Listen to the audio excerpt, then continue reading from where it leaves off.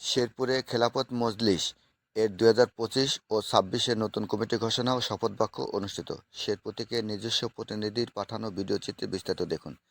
খেলাফত প্রতিষ্ঠার লক্ষ্যে গণ আন্দোলন গড়ে তুলুন, এই স্লোগানকে ধারণ করে ২১শে ফেব্রুয়ারি শুক্রবার বিকেলে শেরপুর জেলা সদরের জামালপুর বাসস্ট্যান্ড সংলগ্ন জামিয়াতুল নূর ইসলামিয়া কাওমি মাদ্রাসা হলরুমে খেলাফত মজলিসের জেলা শাখার আয়োজনে নবগঠিত জেলা শাখার সভাপতি মৌলানা মোহাম্মদ আব্দুল হালিমের সভাপতিত্বে এবং সাধারণ সম্পাদক মৌলানা মোহাম্মদ আব্দুল করিমের সঞ্চালনায় প্রধান অতিথি হিসেবে উপস্থিত থেকে বক্তব্য রাখেন খেলাফত মজলিসের কেন্দ্রীয় যুগ্ম মহাসচিব অধ্যাপক মোহাম্মদ আব্দুল জলিল। বিশেষ অতিথি হিসেবে উপস্থিত থেকে বক্তব্য রাখেন কেন্দ্রীয় সহকারী সাংগঠনিক সম্পাদক শাহাবুদ্দিন আহমদ খন্দকার। এ সময় আরও উপস্থিত ছিলেন জেলার ৫টি উপজেলা থেকে আগত বিভিন্ন স্তরের নেতাকর্মী ও বিভিন্ন মিডিয়ার সাংবাদিকগণ। আজকে এই মজলিসে শুরার অধিবেশনে যে সমস্ত হযরত উলামায়ে কেরামগণ আমাদের মাঝে উপস্থিত রয়েছেন, আমি খেলাফত মজলিস শেরপুর জেলা কমিটির পক্ষ থেকে সকলকেই আমি শুভেচ্ছা জ্ঞাপন করছি। আমাদের প্রত্যেক ২ বছরে একটি সেশন হয়, সেই অনুযায়ী ২০২৫ এবং ২৬ এই ২ বছরের ২৫-২৬ সেশনের আজকের এই মজলিসে শুরার প্রথম অধিবেশন।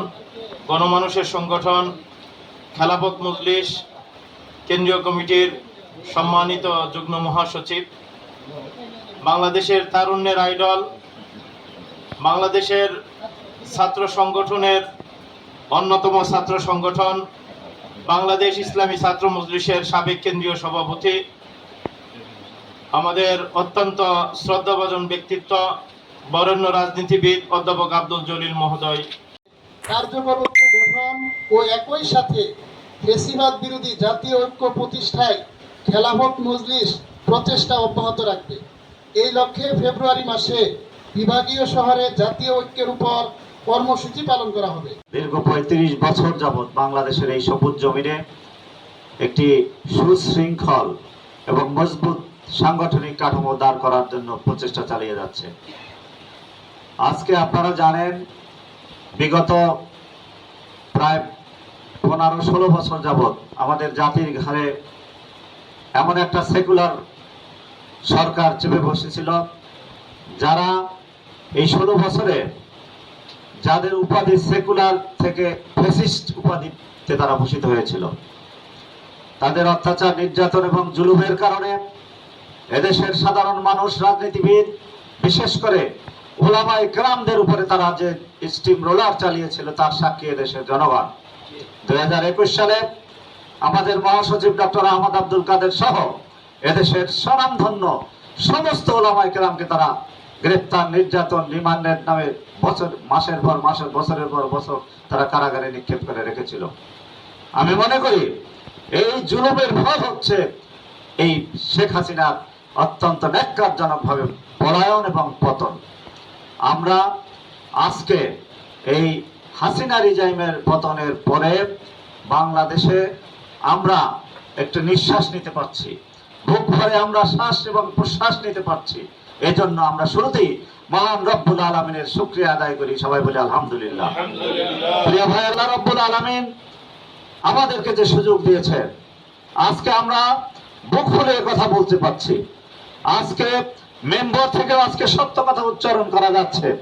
এই শুকরিয়া শুধু আমরা আলহামদুলিল্লাহ মধ্য দিয়েই আমরা সীমাবদ্ধ রাখলে চলবে না। আজকে আপনি এবং আমরা যারা মেম্বারের ইমাম রয়েছি তাদেরকে এই জাতির নেতৃত্ব দিতে হবে, এই সমাজের ইমামে পরিণত হতে পারে। সেই জন্যই খেলাফত মজলিস কাজ করে যাচ্ছে। আজকে এই বৃহত্তর উত্তরবঙ্গের মধ্যে শেরপুর অত্যন্ত গুরুত্বপূর্ণ একটা জনপদ, ঐতিহ্যবাহী জনপদ হচ্ছে শেরপুর। এই শেরপুরে খেলাফত মজলিসের কাজকে আরো মজবুত করতে হবে, আরো গতিশীল করে তুলতে হবে। পিতা যাকে খেলাফত মজলিসের শেরপুর জেলার মানে যার যারটা বলবে নাকি পদে নিযুক্ত করা হয়েছে, এই মর্মে ঘোষণা করছি যে ১. আল্লাহ ও তার রাসূলের আনুগত্য ও অনুসরণ কি প্রধান মনে করব। 2 মজলিসের গঠনতন্ত্র ও নিয়ম নীতি মেনে চলব। 3 আমার উপর অর্পিত সাংগঠনিক দায়িত্ব যথাসাধ্য পালন করব। 4 খেলাফত মজলিসের আমানত সমূহ হেফাজত ও রক্ষণাবেক্ষণ করব। আল্লাহ আমাকে ওয়াদা পালনের তৌফিক দিন, আমিন। যে দিক নির্দেশনা আছে সেই দিক নির্দেশনার উপর আমরা পরিপূর্ণভাবে আস্থা রেখে আমাদের শেরপুর জেলার এই সংগঠনটাকে, খেলাফত মজলিসের সংগঠনটাকে আমরা ইনশাআল্লাহ আল্লাহ তাআলার রাস্তে, আল্লাহ তাআলার জন্য, দ্বীনের খেদমতের জন্য এই প্রচেষ্টা চালিয়ে যাব ইনশাআল্লাহ। আজকে এই কমিটি গঠন হওয়ার পর মনে হচ্ছে নতুন করে আবার প্রাণ ফিরে পেয়েছি। আপনাদের সকলের কাছে আমার সবিনয় অনুরোধ, আমরা যদি চেষ্টা করি তাহলে এই শেরপুরে খেলাফত মজলিস এর একটা সুন্দর সুশৃঙ্খল একটা কমিটি আমরা কেন্দ্রকে উপহার দিতে পারবো। আমাদের যে খেলাফত মজলিস থেকে কেন্দ্রের থেকে যে উপদেশগুলো আসবে আমরা সকলে নিজের হিসাবে মনে করে আদায় করার চেষ্টা করব ইনশাআল্লাহ। এজন্যই আমরা যারা দায়িত্বশীল আছি বা আমাদের দায়িত্ব দিল, আমরা আপ্রাণ চেষ্টা করব যাতে বাংলাদেশে আমাদের খেলাফত প্রতিষ্ঠিত হয়। এই প্রচেষ্টায় আমরা আমাদের কাজকে এগিয়ে যাব। আজকে দোয়া করছি, আজকে যদি 5 আগস্ট যদি না হতো তাহলে আজকে আমরা যে পরিবেশে বসেছি হয়তো আমরা সেই পরিবেশে বসতে পারতাম না। কথা ঠিক কিনা বলেন?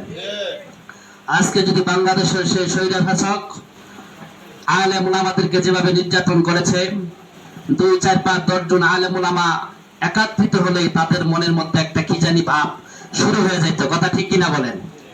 আজকে সেই জুলুমের শাস্তি পেয়েছে। সেই 5 আগস্টে আমাদের ছাত্র ভাইদের রক্তের বিনিময়ে আমরা নতুন বাংলাদেশ, নতুন প্রাণ আমরা ফিরে পেয়েছি। জোরে আওয়াজ দিয়ে বলেন কথা ঠিক কিনা? উপরে যে দায়িত্ব অর্পিত হয়েছে আমরা সদা চেষ্টা করব আমাদের শেরপুর জেলা যেন খেলাফতের কাজ যেন একটা মডেল হিসেবে পরিচালিত হয়। খেলাফতের যে দায়িত্ব আছে আল্লাহর এই জমিনে দিনকে প্রতিষ্ঠা করার জন্য যে প্রচেষ্টা করার দরকার, আমরা যেন আমাদের প্রত্যেকের দায়িত্ববোধ থেকে আমরা যেন সেই দায়িত্ব পালন করতে পারি। যে আমরা খেলাফত মজলিস করি, খেলাফত মজলিসের আমরা ইনশাল্লাহ আজকে নবনির্বাচিত হিসাবে অনেকেই আমরা দায়িত্ব প্রাপ্ত হয়েছি। যে চাকরি বাকরি এটি আমাদের মূল মাকসাদ না।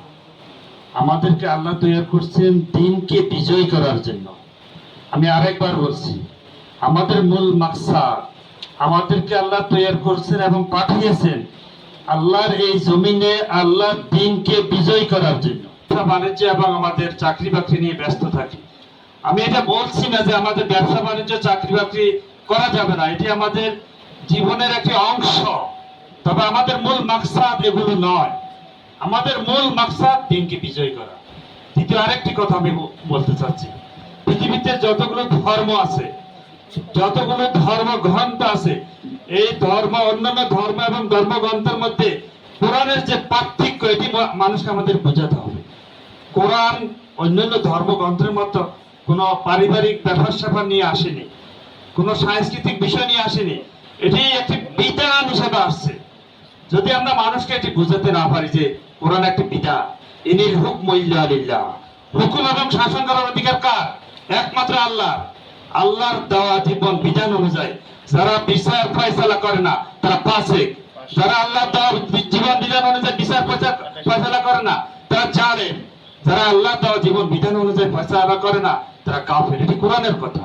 তাহলে কোরআনের বিধানকে বাস্তবায়নের জন্য আমাদেরকে দিনকে বিজয় করতে হবে। আর এই দিনকে বিজয় করতে গেলেই এই সমাজের সমস্ত তাগুতের সাথে আমাদের সংঘর্ষ বাঁচবে এবং সেই তাগুতের সাথে সংঘর্ষ করে দিনকে প্রতিষ্ঠা করার জন্যই আমাদের খেলাফতের দায়িত্ব।